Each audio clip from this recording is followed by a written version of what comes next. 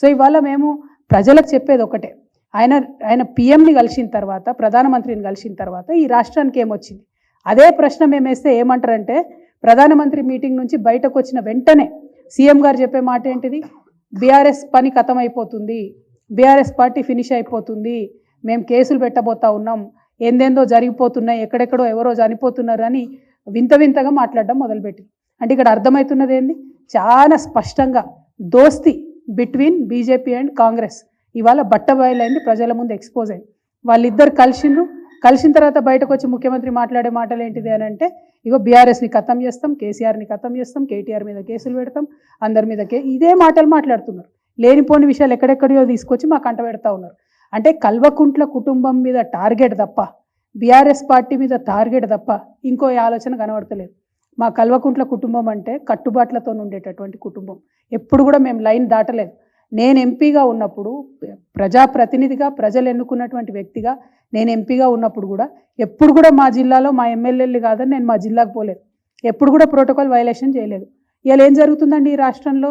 నిన్న ప్రధానమంత్రి గారిని కలిసి వచ్చినాక ముఖ్యమంత్రి గారు బాహాటంగా ప్రకటించారు, ఎస్ మా అన్న తిరుపతి రెడ్డి నా కాన్స్టిట్యున్సీ చూసుకుంటారని. మంచిది, కాంగ్రెస్ ఇన్ఛార్జ్గా ఆయన చూసుకోవచ్చు, ఇబ్బంది లేదు. కానీ కలెక్టర్ గారు ఎందుకు ఆయనకు ఎదురెళ్ళి స్వాగతం చెప్పాలి? ఎందుకు అఫీషియల్ మీటింగ్లలో కూర్చోవాలి, అఫీషియల్ రివ్యూలలో కూర్చోవాలి? మరి ఇది రాజ్యాంగేతర శక్తుల్ని మీరు ఎంకరేజ్ చేస్తున్నట్టు కాదా? అంటే యనుమల కుటుంబం అయితే ఒక న్యాయం ఉంటుంది, కల్వకుంట్ల కుటుంబాన్ని మాత్రం మీరు అడ్డగోలు గట్టిపడతాట అనొచ్చా? మేము అట్లా కట్టుదప్పు ఎప్పుడైనా వ్యవహారం చేసినామా? అఫీషియల్గా ఎన్నిక కానటువంటి వ్యక్తి మా కుటుంబంలో ఎవరైనా ఎక్కడన్నా ఇన్ఫ్లుయెన్స్ చేసినటువంటి విషయం మీరు చూసిండ్రా? ఇవాళ మీరు చూస్తున్నారు ఏం జరుగుతుందో. ఒకరు కాదు, ఇద్దరు కాదు కదా, మొత్తం వాళ్ళ టోటల్ బ్రదర్స్ అందరూ, ఒకరికి బుగ్గకారు వస్తుంది, ఒకరికి కలెక్టర్ వచ్చి ఎదురుగా స్వాగతం చెప్తాడు. ఇక ఆ లిస్ట్ నేను చదవదలుచుకోలే, అంత పర్సనల్గా నేను ఎప్పుడు మాట్లాడలే. కానీ వాళ్ళ మాట్లాడాల్సిన పరిస్థితి. ఎందుకంటే ఇష్టం వచ్చినట్టు ముఖ్యమంత్రి గారు మాట్లాడితే కొన్ని వారి అనుంగు పత్రికలు ఉన్నాయండి. ఇది హెడ్లైన్, ఇది ఏం హెడ్లైన్? ఎవరికైనా వనుకొచ్చే హెడ్లైనా? దీనికి ఏమైనా ప్రూఫ్ ఉందా? దీనికి ఏమైనా మ్యాటర్ ఉందా? ఏంది ఈ హెడ్లైన్? ఏంది అంటే అల్టిమేట్గా ఏం చేయదలుచుకున్నారు మీరు?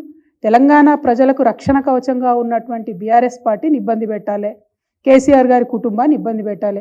ఇది ఏం హెడ్లైన్ అసలు? ముఖ్యమంత్రి గారు ప్రెస్ మీట్ పెట్టి చెప్పిండ్రా? చిట్ చాట్లో ఏదో ఆయన సాటుమాటుగా మాట్లాడిండు. మాట్లాడితే ఒక పత్రిక, ప్రధాన పత్రిక హెడ్లైన్స్లో వస్తుందంటే దీని వెనుక ఉన్న కుట్రను దయచేసి తెలంగాణ ప్రజలు అర్థం చేసుకోవాలి. ఈ పత్రిక ఎవరిది? నిన్న ఆయన కలిసినటువంటి మోడీ గారు ఎవరు పార్ట్నర్గా ఉన్నారు? కేంద్రంలో, రాష్ట్రంలో ఎవరు అధికారాన్ని పంచుకుంటున్నారు? పక్క రాష్ట్రంలో ఈ పత్రిక సంగతి ఏంది? ఇవన్నీ కూడా దయచేసి తెలంగాణ బిడ్డలు ఆలోచించవలసినటువంటి అవసరం ఉంది. ఎందుకంటే ఇటువంటి కుట్రలు ఇంకా పెద్ద ఎత్తున సాగుతాయి ముందు ముందు. వాళ్ళు చాలా ప్రయత్నాలు ఇదివరకే చేసిండ్రు, ఇంకా కూడా పెద్ద ఎత్తున ఆ ప్రయత్నం చేస్తారు. కాబట్టి దయచేసి తెలంగాణ ప్రజలు ఆలోచించుకోవాలి.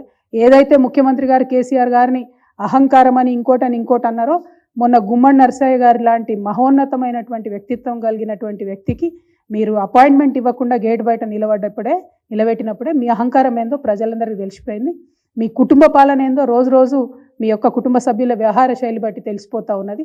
సో అహంకారానికి, కుటుంబ పాలనకు కేర్ ఆఫ్ అడ్రస్ ఇవ్వాలి ఎవరు అంటే యనుమల రేవంత్ రెడ్డి గారు అని ప్రజలందరూ కూడా అనుకునేటటువంటి పరిస్థితి వచ్చిందని మీ అందరికీ తెలియజేస్తూ, మళ్ళొక్కసారి తెలంగాణ వాదులు, తెలంగాణ ప్రజలు జాగ్రత్తగా ఉండాలి.